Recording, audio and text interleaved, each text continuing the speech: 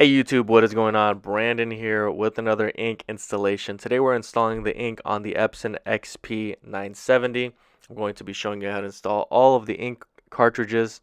If you're new to the channel, consider subscribing. I do a lot of these ink installations, printer unboxing, and printer repair. So if you find this video helpful, also please make sure to like. And if you have any questions at all, comment below. So we're going to start out here, opening up the top of the printer. And then you're going to get your ink cartridges ready.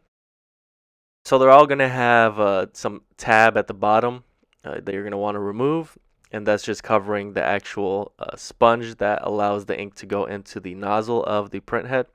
And just like you saw there, you're putting it in straight forward. The print head, which is the carriage that takes the ink, is going to be color coded, so you know exactly where to put each color. You see that there. This is light cyan. And you're removing that tab.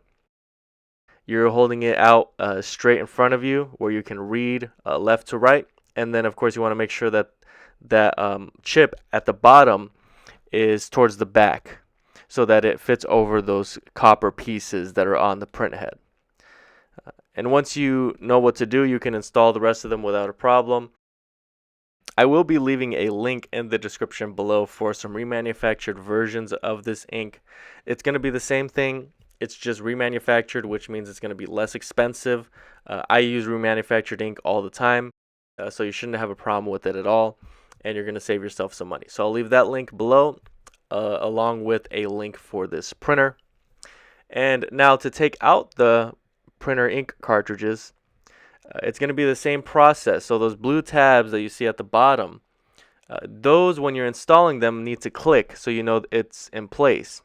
But to remove, just like I'm doing there, all you have to do is click on them to release the ink cartridges.